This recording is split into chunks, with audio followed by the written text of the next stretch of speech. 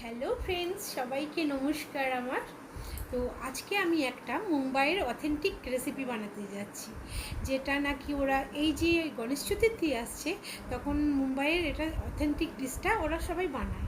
তো চলো আমি কি কি দিয়ে বানাচ্ছি রেসিপিটা দেখে নাও। তো আমার কি কি লাগছে দেখে নাও।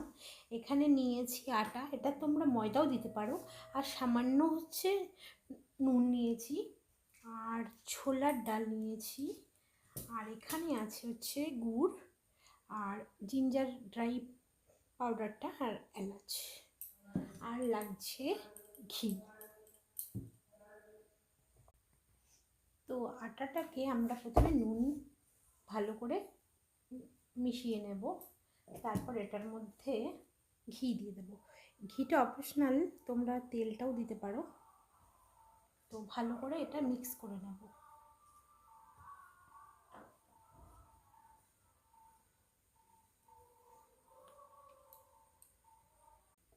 তো এটা ভালো করে মিক্সড হয়ে গেছে। এবার এটার মধ্যে জল দেব, জল দিয়ে ভালো করে আটাটাকে মেখে নেব।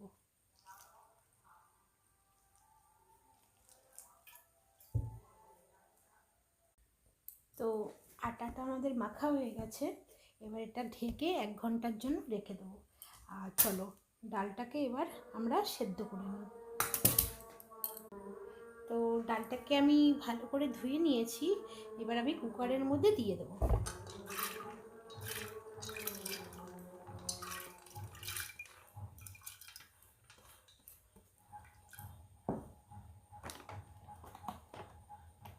এটার মধ্যে সামান্য নুন দিয়ে দেবো, আর এটা একটুখানি ঘি দিয়ে দেবো, আর এখানে সামান্য আমি হলুদ দিয়ে দেবো। তো এটাকে আমি এবার ভালো করে সিটি দিয়ে সেদ্ধ করে নেব।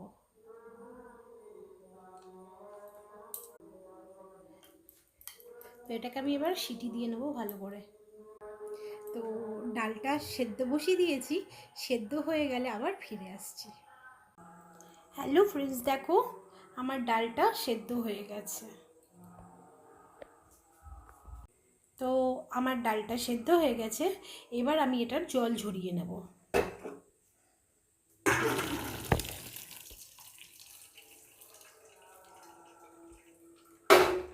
সেটা ঝরিয়ে নেব।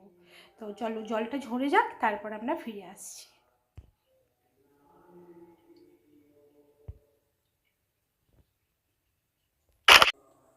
ডালটা সেদ্ধ হয়ে গেছে, চলো এই জলটা ঝরে যাক, তারপরে আমরা ফিরে আসছি।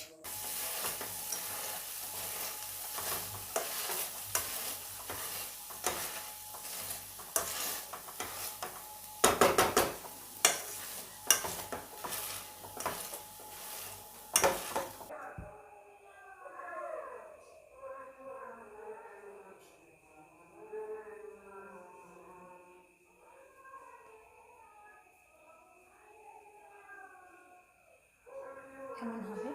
এবার আমি এটাকে বেলে নেব।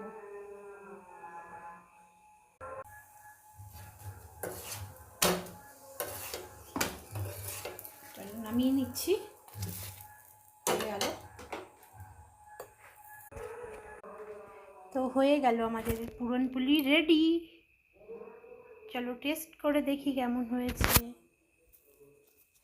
নরম তুলতুলে হয়েছে, দেখো ফ্রেন্ডস, একদম নরম হয়েছে।